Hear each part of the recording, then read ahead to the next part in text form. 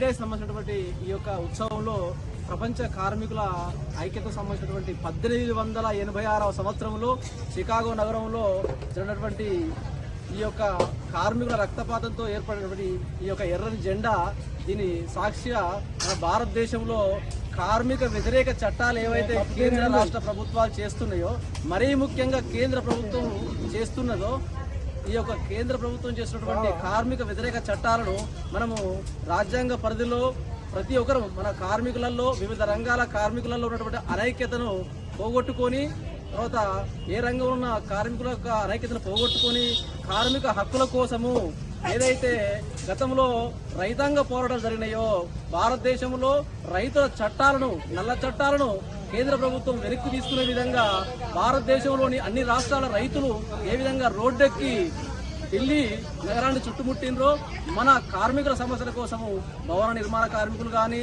ఈ యొక్క హమాలీ కార్మికులు కానీ ఎన్ని అనైక్యంగా కారణం వాళ్ళ వ్యక్తిగత సమస్యలు, వాళ్ళ వృత్తుల సమస్యలను ప్రతి ఒక్కరం పట్టించుకొని ఇక్కడ సంఘాల నాయకులు పట్టించుకుందామని ఆశిస్తూ ప్రపంచ కార్మికులు అందరం ఐక్యం కావడం కోసం, భారతదేశంలో కార్మికులు ఐక్యం అవడం మన యొక్క 4 చట్టాలు తీసుకోవడానికి ప్రయత్నం చేస్తారు, కార్మిక వ్యతిరేక చట్టాలను.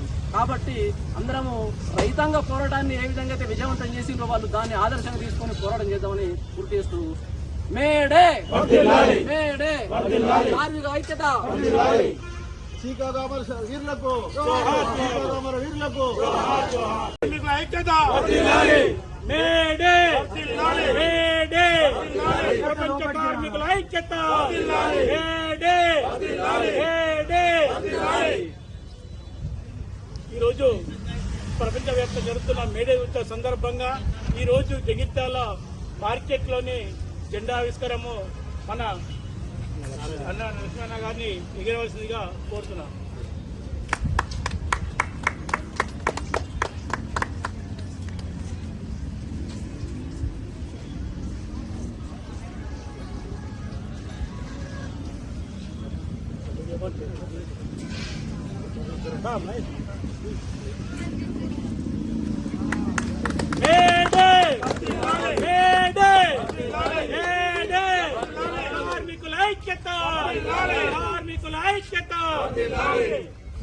ప్రపంచ కార్మిక దినోత్సవం సందర్భంగా, మేడే సందర్భంగా నా మేడే కార్మికులందరికీ మేడే శుభాకాంక్షలు.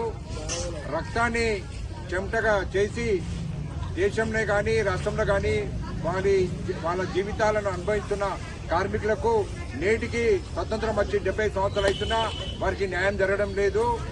ఈ కేంద్ర ప్రభుత్వాలు, రాష్ట్ర ప్రభుత్వాలు ఈ అధికారులకు, ఈ పెత్తందారులకు, యజమానులకు తొత్తులై ఈ కార్మికులను బానిస లెక్క చూస్తున్నారు. ఈ దేశంలో ఉన్న 29 రాష్ట్రంలో కానీ, ప్రపంచ దేశంలోని 230 దేశంలో కానీ ఈ కార్మికులుగానే ఉంటున్నారు. ఈ కొత్త చట్టాలు 40 కొత్త చట్టాలు తీసుకొచ్చి కార్మికులను చాలా అణగదొక్కుతున్నారు. కావున కేంద్ర ప్రభుత్వం ఇప్పటికైనా కళ్ళు తెరిచి ఈ కార్మికుల పైన కనీసం కనికరం చూపించాలని మేము ఈ రోజు డిమాండ్ చేస్తున్నాము. ఈ కార్మికుల ఓట్లతోనే అధికారులకు వచ్చి ఈ కార్మికులను విస్మరిస్తున్నారు. వీరికి కనీసము వీరు కష్టపడింది వీరి జీవితము, వీరి కుటుంబము భారం వెళ్ళదు.